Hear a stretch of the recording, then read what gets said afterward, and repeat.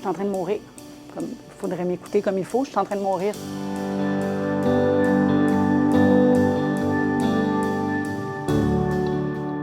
Il y a environ 1 an et demi, il y a une nuit que je me suis réveillée en plein milieu de la nuit en pensant que je faisais une crise cardiaque. J'ai caché le chien, dit au chum de rester en haut avec le bébé.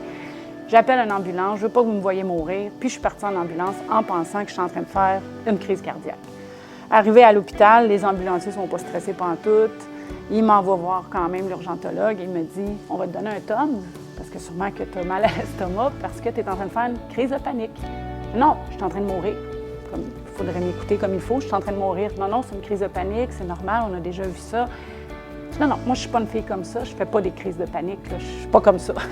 C'est tout. Fait que, trouver qu'est-ce que j'ai, je suis en train de mourir. Ça a leur baissé, puis je suis revenue pas mourante. Et le lendemain, appeler ma médecin de famille, lui dire j'ai besoin d'un rendez-vous, je me suis rendue à l'hôpital hier, je vais pas bien, parce que là, ça a recommencé plus tard dans la journée. Pour me faire dire, on va faire tout un beau test, là, s'assurer que physiquement tu vas bien. Tous les examens qu'elle m'a fait passer sont revenus normaux. Marc-Chantal, elle va bien physiquement. Pendant peut-être une semaine environ, à toutes les nuits ou un moment de la journée, un autre moment où j'ai l'impression que la gorge me serre, que tout mon corps est engourdi, je pense que je vais être malade. Alors là, je me rends compte que, OK, ça se peut une minute, là. Puis aujourd'hui, je peux dire qu'avec la thérapie, avec l'aide de ma docteure de famille qui est extraordinaire, avec les petits médicaments que je prends qui me donnent un petit coup de main à ne pas adhérer à toutes mes idées folles, bien, je peux dire qu'aujourd'hui, je vais beaucoup mieux. J'ai repris le poids que j'avais perdu. C'était dans l'excellence, dans la performance, dans toujours vouloir être la meilleure, d'appliquer au Gala Stellar puis d'être le PME de l'année. Tu sais, je voulais toujours une approbation quelconque de peu importe, de n'importe qui. Plus calme, je suis plus à l'écoute aussi.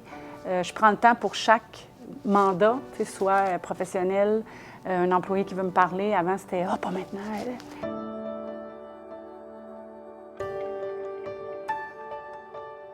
J'ai définitivement changé mon approche avec les gens qui font de l'anxiété. Je suis gênée de dire ça, mais j'ai pas le choix de le dire parce que ça va parler à plein de monde qui ne comprennent pas l'anxiété. J'ai moi-même jugé les gens anxieux. Des gens qui me disaient, ou un employé, ou même une amie là, qui ne voulait plus venir souper parce qu'elle vivait un moment anxieux. J'ai moi-même jugé en disant, ben voyons, Seigneur, gère-toi, va dans le frigo 5 minutes, ça va bien aller. Là, puis aujourd'hui, là, je peux pas croire que j'ai pensé ça. Puis probablement que les gens qui ne font pas d'anxiété puis qui ne le comprennent pas comme moi avant ont encore cette mentalité-là de ne pas comprendre. Alors, mon approche, elle a complètement changé. Maintenant, quelqu'un qui m'explique qu'il fait de l'anxiété, je vais lui dire de se reposer. Alors, c'est sûr, certain que je ne vais jamais tirer l'élastique sur quelqu'un qui me dit qu'il est présentement en comportement anxieux parce que c'est pas vivable. C'est pas vivable. C'est impossible de venir faire un chiffre en restauration si tu es en comportement anxieux ou en crise d'anxiété. Rendez-vous sur le site web capsantémentale.com pour visionner la série complète et en savoir plus. Merci à nos partenaires pour leur appui dans ce projet.